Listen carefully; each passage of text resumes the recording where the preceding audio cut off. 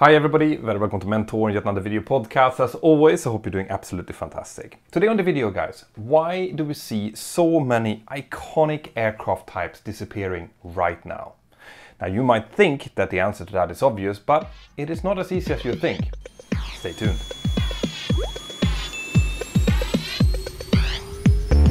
131016, 31 right, right on. Third warning, 31 right. Delta 260. Introduced.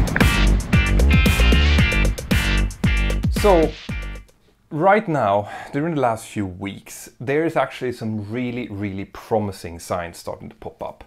A lot of the airlines, especially the low-fare airlines and the short to medium-haul airlines, are starting to open up their flights again. As soon as countries starting to lift their national restrictions, we can see quite a lot of the traffic coming back. So we're expecting during June and July the traffic to be up almost 400% against the lowest times now for the last few months. Now, obviously, that doesn't come anywhere close to what we would have hoped for 2020 or where we were in 2019, but at least it's a start. And if you start to look carefully and analyze all the different players out there, you're starting to see that out of the three scenarios that I talked about in my video 2 weeks ago, it's actually becoming more and more possible that it's going to be the more positive scenario one that is going to be the most likely thing to happen, which means a recovery back to some kind of normality during summer of 2021. But in the midst of this, we are still seeing bankruptcies, we're still seeing a lot of strife in the industry, and a lot of the most iconic aircraft starting to be decommissioned. So why is this happening right now? Well, it turns out that there's actually two different scenarios that we're going to look into. The first scenario we're going to talk about is already planned decommissioned. So, for example, Delta came out last week, and I did a video about this, and said that they had been planning to decommission their MD-89 and their MD-90 services for a while, and because of the ongoing pandemic and because of the crisis in the airline industry, they were now going to decommission them, as in take them out of service as early as now in June. This is also the case for a lot of Boeing 757, Boeing 767, and even the iconic Boeing 747 are finding their fate shortened because of this pandemic. Now that kind of makes sense if you think about it, because right now the last thing that an airline wants is an aircraft that costs a lot of money in maintenance, that might need costly kind of refittings to their interior in order to be run, and who might need new engines, and it's just not aerodynamically as efficient or as environmentally friendly as their newer cousins are. So the fact that you would see these, within brackets, all the aircraft disappearing is just kind of the natural flow of things. We've had beautiful aircraft throughout the history of aviation that have come and gone as they have, finished out their productivity lives and they just couldn't compete with the more modern variations. So this is going to continue to happen, and the fact that this happens now is just a sign that the companies have the time now to sit down and really rethink how their fleet needs to look, where they can cut costs, and unfortunately that also includes downsizing in personnel, pilots, cabin crew, operational staff, and also bases, airports they're going to. And this kind of brings me to the second factor that we have to think of here, and that is the decommissioning of newer types that would work and would have continued to work for the coming decade at least, but because of the change that this pandemic is bringing to the world, they don't fit the picture anymore. So obviously the biggest poster child for this is the Airbus A380. Now, already last year we got the news that Airbus would stop to build this giant. That was not because it is not as efficient anymore, or it has some aerodynamical flaws to it. It's just because the future that it was built to kind of address Just did not happen. Okay, so I've done a video about a year ago actually about why the giants are disappearing. I'm going to link to that up here, which gives you a full kind of background reasoning to this. But in short, the Airbus A380 was built on the philosophy that we were going to get more and more air traffic happening. More and more people were going to want to take to the skies and travel in between different city pairs. And the way that Airbus saw it happening was that we were going to have these super hubs. So they were following something called the hub and bespoke model, where there would be feeder airlines flying into these hubs, feeding people from, you know, the countries into maybe one hub. So that would be like, for example, Barcelona or Madrid in Spain, or New York and Los Angeles in the States, Paris, London, and so on. And from those super hubs, there would be traffic, you know, interconnecting the hubs with each other. Now, the problem with that model obviously is that no matter how you turn it, there is only so many minutes in a day. And if you are going to get all of these people out from that hub, it means that you either need to have a lot of different runways, or you need to be able to push out more people for each slot, for each takeoff and landing. So this is where the Airbus 380 came from. The Airbus 380 has an enormous capacity, as in if you are using the most common configuration of the 380, you can take about 550 passengers. And if you go an all economy version, then you can take as many as 800 passengers at a time. So that would suit the bespoke hub model. However, what the world saw happening really was more of a point-to-point kind of movement. So instead of people going from a small town to a big town and then flying from a big town to big town and then out again, now you're starting to have aircraft like the Boeing 787, for example, or the Airbus 350 that can do really long-haul flights, but connecting smaller city pairs instead. So a point-to-point system.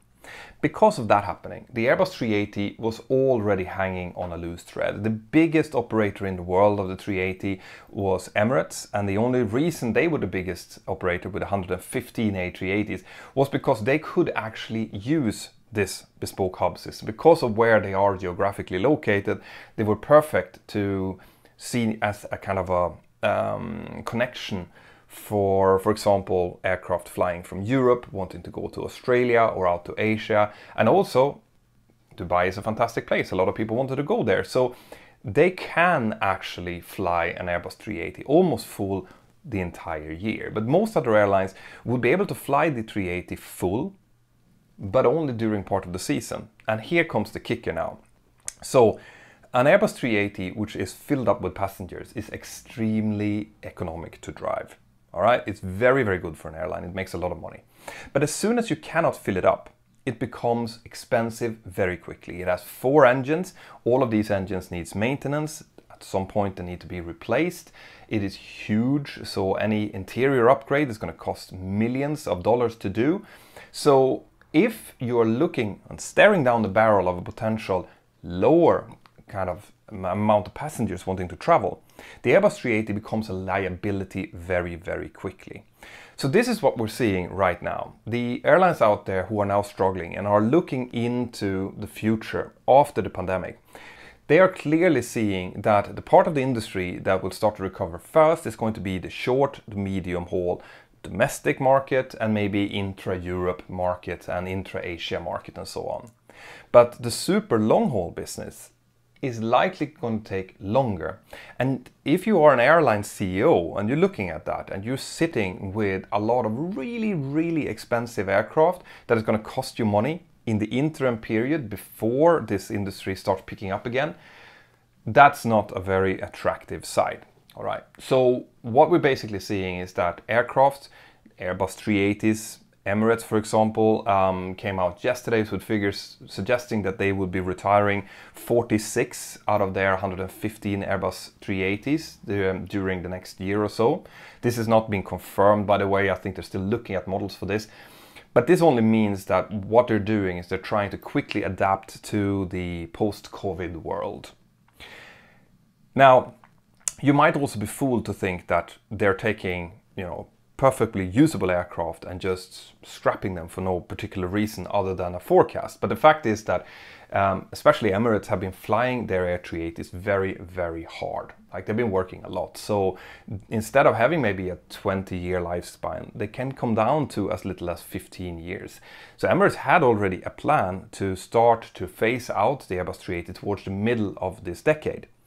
But if they now can retire them a little bit earlier, and in the case of Emirates, they have leased, I think, around 50 of their 115 aircraft. If they can get out of those leases without paying too much penalties for doing so, it is likely that they are going to start doing that in order to streamline their operation, use more of the Boeing 777 and the Boeing 777X that can do kind of the same amount of work, but in better flexibility and in a more economical way.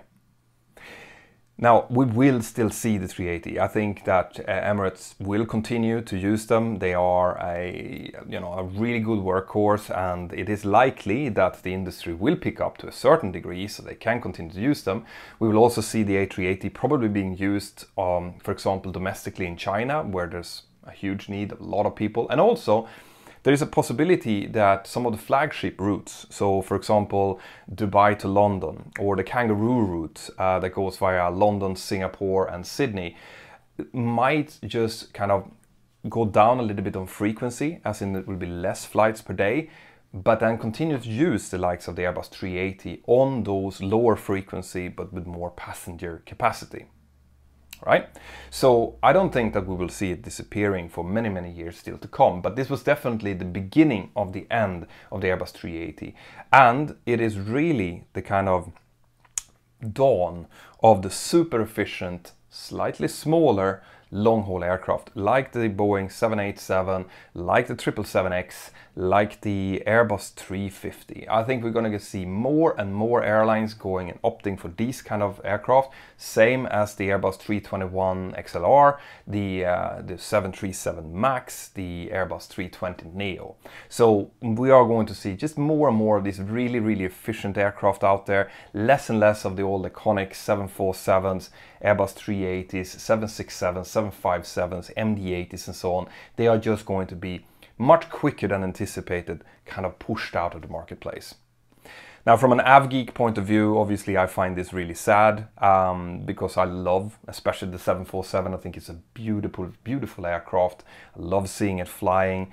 And some of the other a little bit quirky, like the MD-80, for example, I also like them. But knowing that this, the airline business is all about the bottom line, the economy for US passengers, for the airlines as well, and for the states now that's going to be giving out some state aid to rescue some of these airlines. I know that, you know, this is the way to go. And from an environmental point of view, these new efficient aircraft are also much, much better. So this is unfortunately what's going to happen. I would love to hear your opinion on this. What do you think of this? Do you think there's something I didn't mention? So feel free to come into the discussions in the comments below. I love reading all of your comments. And also, if you want to discuss this directly with me, then get the free Mentor Aviation app. Okay, there's a link here. You click that link, you get to my website, you can choose whether or not you have an iOS or an Android device, download it completely for free, get yourself a profile picture and a profile, and then start talking to me, to other aviators, professional pilots, pilots in training. All people are welcome inside of the app, and we have some really great discussions there, so I'd love you guys to partake in it. I also want to say a huge thank you to my Patreon crew. My Patreon crew are the ones that are financially supporting the channel and the work that I do, and they enable me to do these kind of specials, right? The ones that maybe not reach that many people, but I just feel like doing them, so I can do them with the support of my Patreon crew. And if you feel that you want to be part of it, maybe part of the great discussions we have inside of my Discord server that only my patrons can access, or you want to go in on the $10 per month level and get a premium membership inside of the Mentor Aviation app as a perk, well then click the link up here, join my Patreon crew, and I say a huge thank you to those of you who have already joined. Have a fantastic day wherever you are, and I'll see you next time. Bye-bye. Right guys, I really hope that you liked that. If you want more content like that, more aviation content, well then check this out. I hope that you have subscribed to the channel and that you've highlighted the little notification bell. See you inside of the Mentor Aviation app and have an absolutely fantastic day. Bye-bye.